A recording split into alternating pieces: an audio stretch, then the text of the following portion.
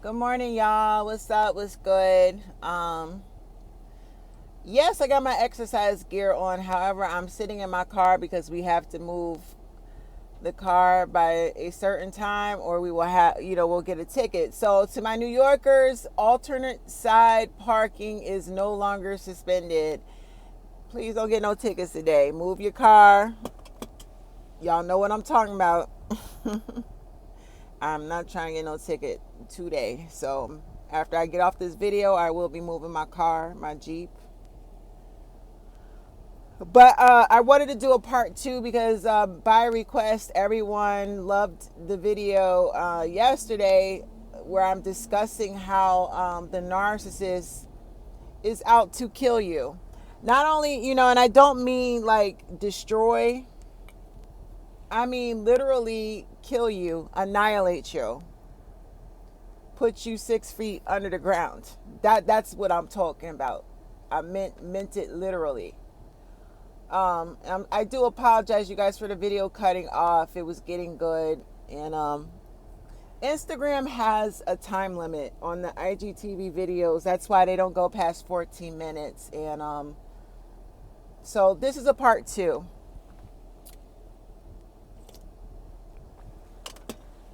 My eyes and my nose are itching me this morning. Woo!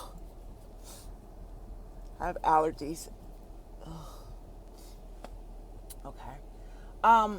Yesterday I was basically going in depth about the levels of annihilation that the narcissist will go to the extent to wipe you out. If he cannot get you under his thumb and break you down to the point where you've accepted his lifestyle, like a lot of people settle in these relationships. Some people are married to narcissists for many, many years with no way out.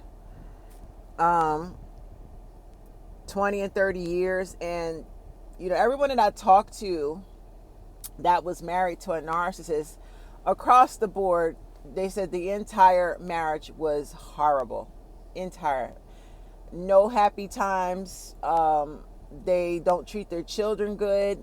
They have all types of side chicks, side babies. They treat their side chicks better than they treat their wife. And that's why I tell y'all, don't be glorifying marriage, because if you marry an abusive person, they're not marrying you with the intent to love you for life. They're marrying you, what I'm saying? They don't take those vows, that you both exchange before God. The vows mean nothing to the narcissist.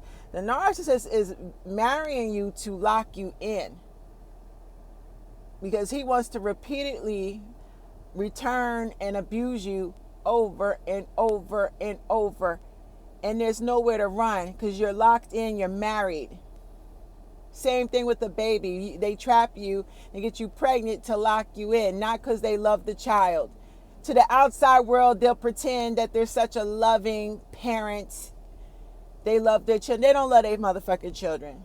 Their children, they trapped you through pregnancy to stay connected to you so that they can keep returning, to keep tabs on you, to keep having sex, to have access to your money, your resources, everything. That child is the pawn piece, the connecting thing that binds the narcissist to his victim so that he can come back for the next 18 motherfucking years and beyond, keep coming back to sabotage his prey and steal and take from his prey, the victim. You guys, when like I said yesterday, when you understand, and I mean really understand, that you were in a relationship with the most inhumane, most disgusting, most diabolical, most demonic, I don't even want to call these people people. Okay? There's not an ounce of humanity or integrity in these people. These people are consumed with demonic energy. They are predators. They were placed here. Well, you know what? Let me take that back. Because I feel like I'm trying to find the answers as to why God would allow them to multiply at the rate that they are. I mean, I understand why we needed them. We needed the narcissist to come into our lives to do all this damage so that we can learn who we are and we can heal our unresolved childhood traumas and childhood issues. Because the narcissist is nothing. All he's doing is mirroring. He mirrors back to us the things we need to heal within ourselves.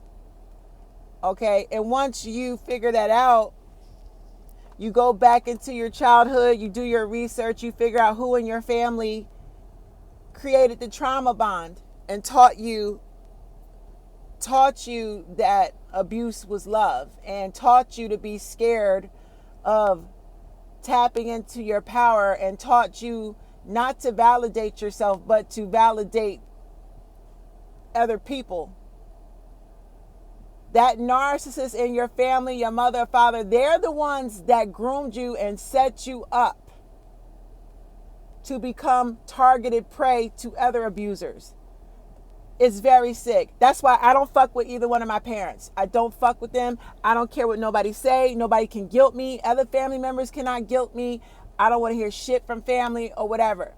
Because when you understand how deeply demonic this type of abuse is, you will definitely want to sever ties with your abuser. Shit, you'll pray that they die. Like, real talk. I'm going to be real with y'all. Like, and it might sound harsh, but you want your abuser dead and gone.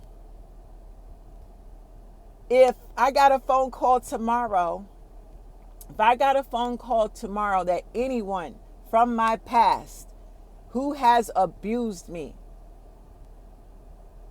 and this could be mother, father, it's several people that did something to me. And I don't mean light stuff. I mean serious abuse, inflicted, intentional, psychological, physical, verbal, all of it. If I get a phone call, the motherfucker is dead tomorrow, I ain't losing no sleep. Baby, I'm not going to shed a tear. I'll say, Father in heaven, have mercy on their soul, because I don't know what their judgment is going to be. I don't know what their judgment is going to be. And it's like these people, I had a situation. I'll give you an example.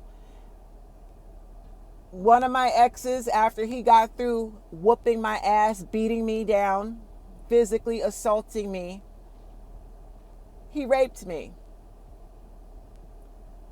Okay? But before he raped me, he held my hand and said a prayer to God. He asked God for forgiveness for whooping my ass.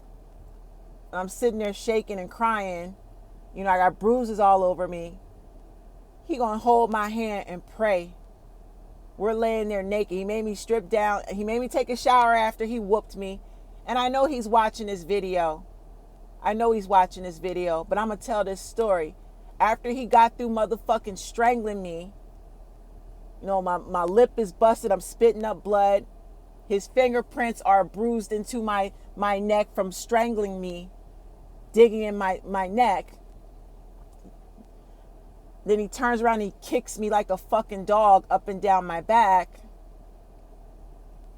He makes me go clean up myself, wash out my mouth, spit out the blood, brush my teeth, get the blood out my mouth. Then I get in the shower. He's yelling at me, telling me to stop crying while I'm showering. Full rage, full-blown narcissistic rage.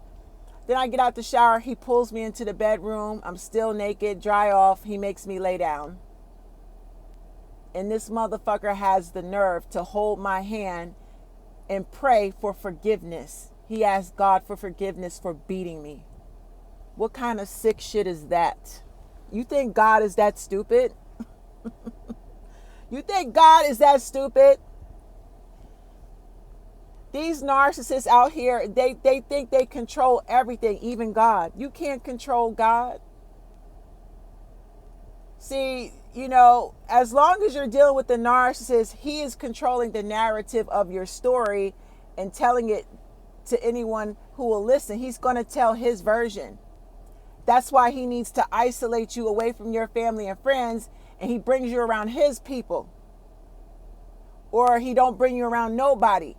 Either way, he's going to be able to abuse you into the ground, and you won't even be able to tell your story. You don't have nobody to tell your side of the story to.